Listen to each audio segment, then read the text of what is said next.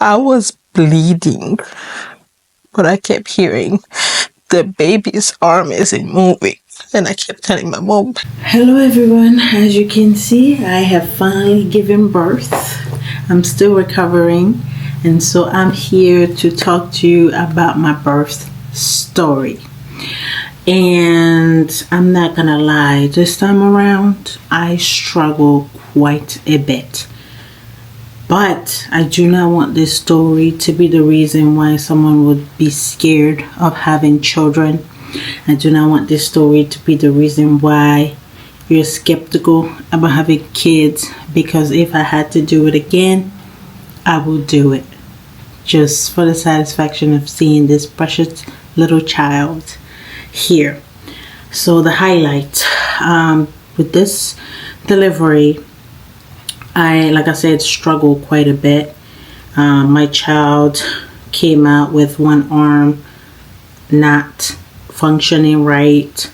I had to get surgery towards the end. I was shaky. I had to get blood transfusions, and I was ripped from the top to the bottom. When I say top to bottom, literally I was ripped. But I'll come back to you with that.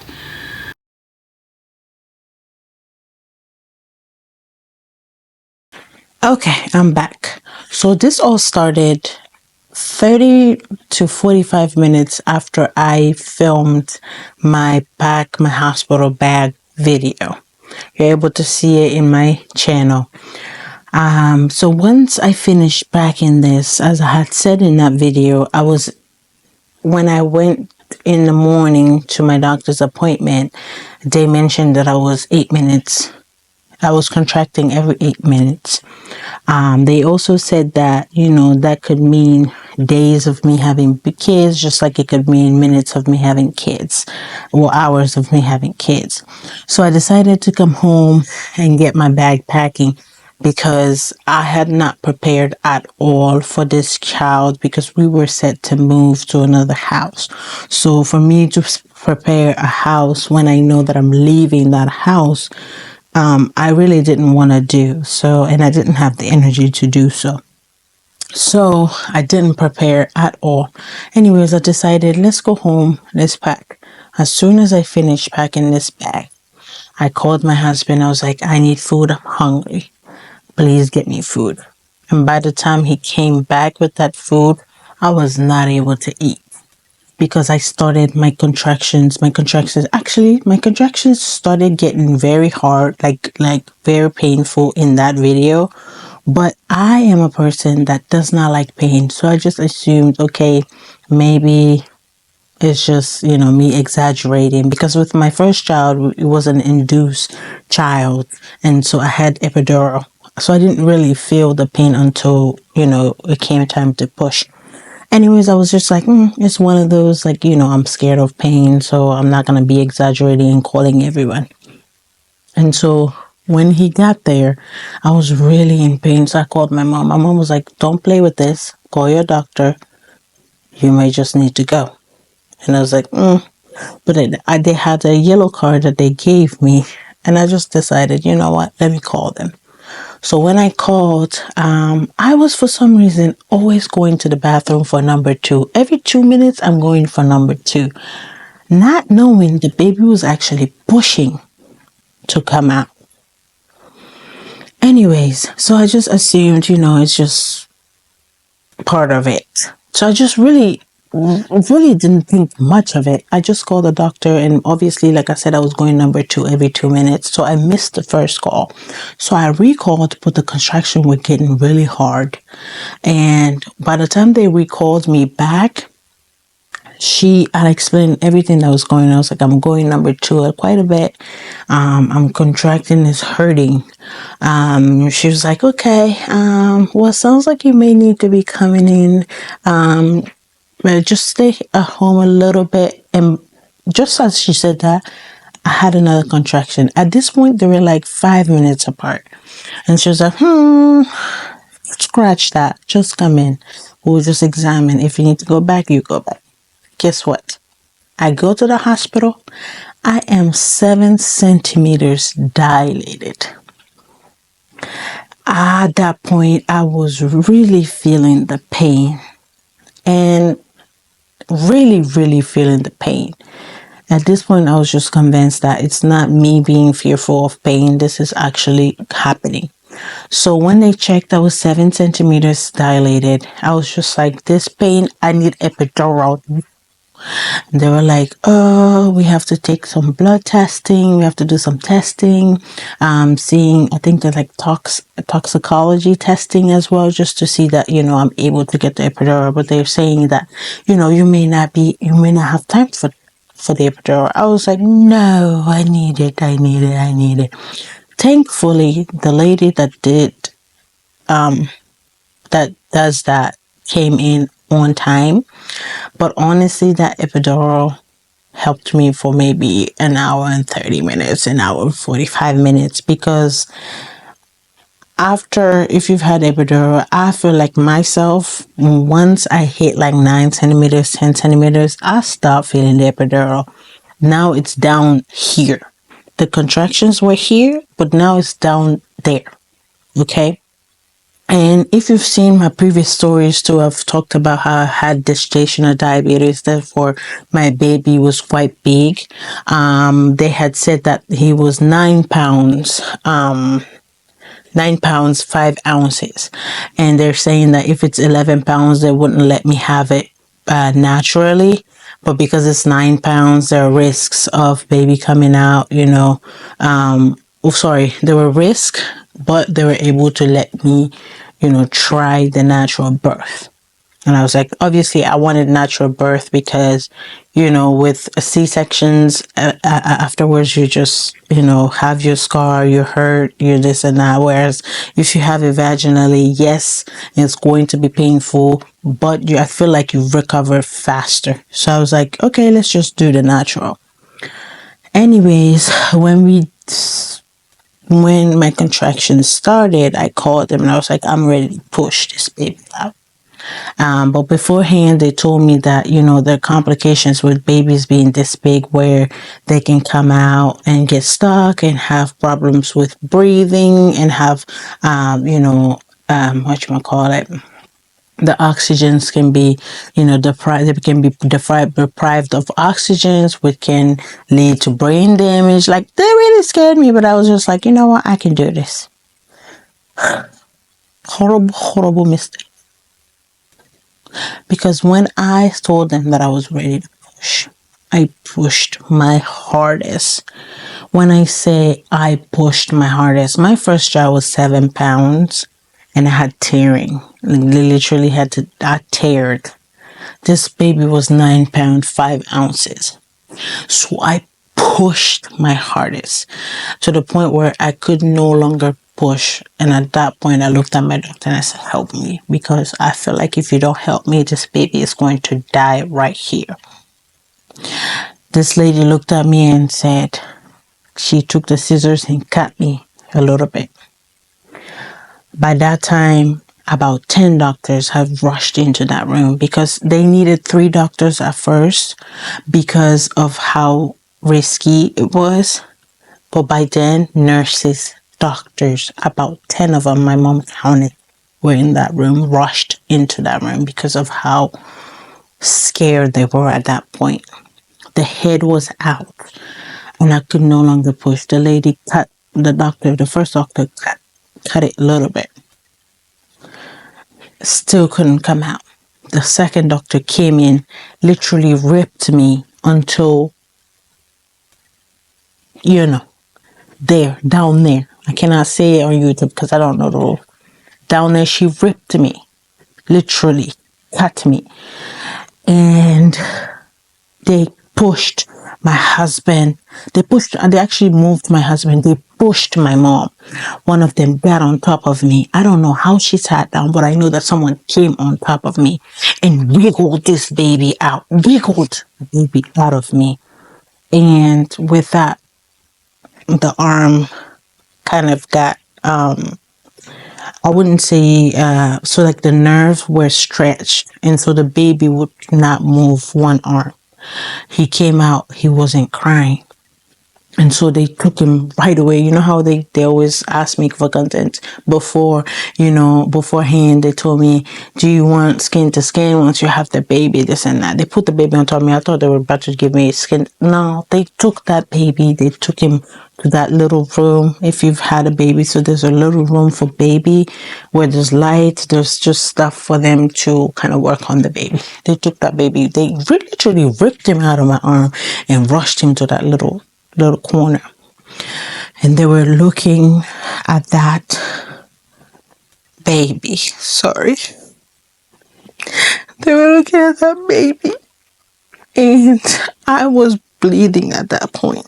I was bleeding, and the doctor that cut me, she literally realized that she really cut me deep, and that this was not able to be fixed unless I go get another surgery. But mind you, I was bleeding, but I kept hearing the baby's arm isn't moving. And I kept telling my mom, he's not crying. He's not crying. Sir. I kept telling my mom, he's not crying. She's nervous about the baby. She's seeing her baby bleed, literally bleed. I was feeling blood rushing out of me. They were scared. I could see like the scared face from the doctors.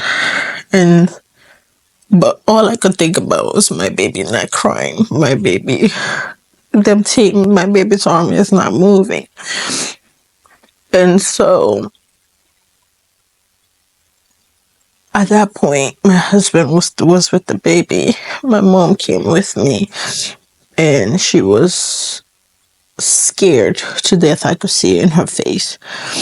And by that time, I had started shaking. I'll probably find a video of how I was shaking, because I've seen it before on YouTube. On Facebook, but I never imagined that would be me.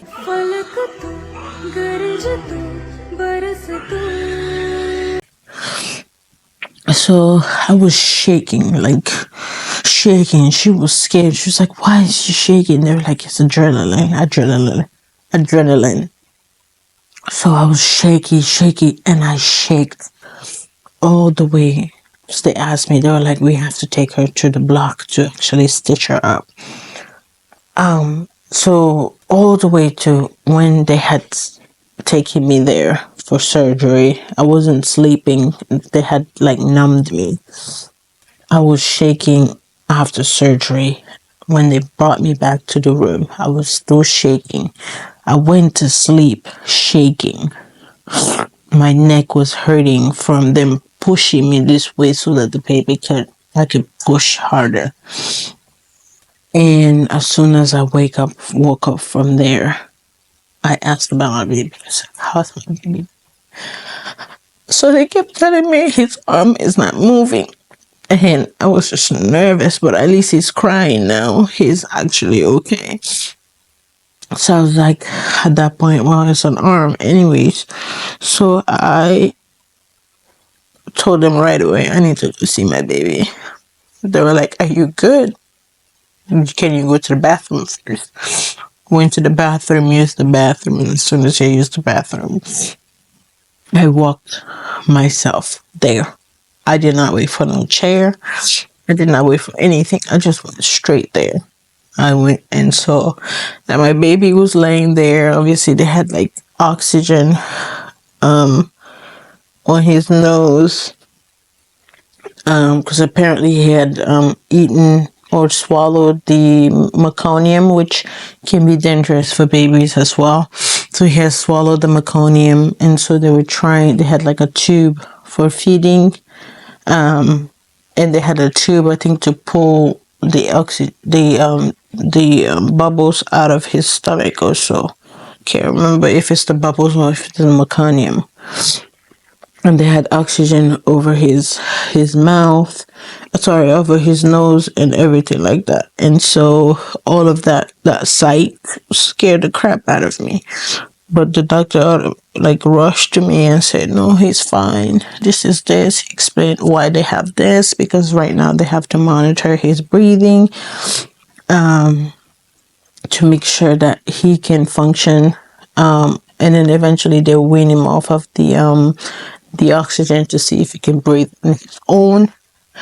And he should expand the tubes are for eating. The other one is for the meconium and everything like that. And so we had to stay. He had to stay in a NICU for 2 days. Those after 2 days, they were monitoring his sugar due to my gestational diabetes, and they did all the testing. He was fine. Eventually, the second day when I came, sorry. Sorry, I had a call and I probably even lost track of where I was. But anyways, after the 2 days, when I came into the room, they had taken off the oxygen mask. They're saying that he's breathing too fast. They wanted him like 60, 60 and below, but that he's okay. He's actually good without the oxygen, and he is going to most likely be released, and not released to go out, but released to come to my room, because I had decided to stay an extra day just to be with him, but I didn't even have to finish that extra day because he was able to come to my room. And eventually, because I was released, they told me that they can release him as well, but they're gonna have to do his By the way, it's a boy. Now I now have a girl and a boy. Anyway, so that they're going to have to do his circumcision, and then once that's done, it just takes 2 hours to monitor. If it's good, then we can go home. So we got after the circumcision, we were able to now come home, and I was so happy because not only did I survive this, but my baby survived. Obviously, his arm was still not moving, but that was okay to me. We were going to figure something else because they told me that they had put on a scan. Nothing was broken. The nerves were not damaged. They just stretched, and that eventually he will come out of it. He had started now moving this, but not doing this. And so I was okay with that because in my head, regardless of what it was, this was going to be fine. Okay. So we got released around like 6 p.m. We came home. I looked at my little baby and thank God, because I just imagine me being in another country without this many people to help. How this would have gone.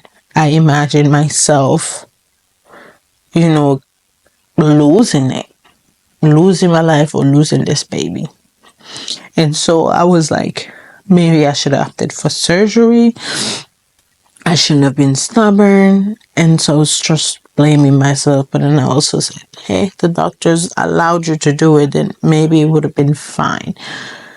But I was grateful for all these 10 people that were able to rush to the room. I was grateful for the lady too that even ripped me and came on top of me and pushed this baby out, even regardless of her kind of messing up his arm. I was grateful for my mom, my husband.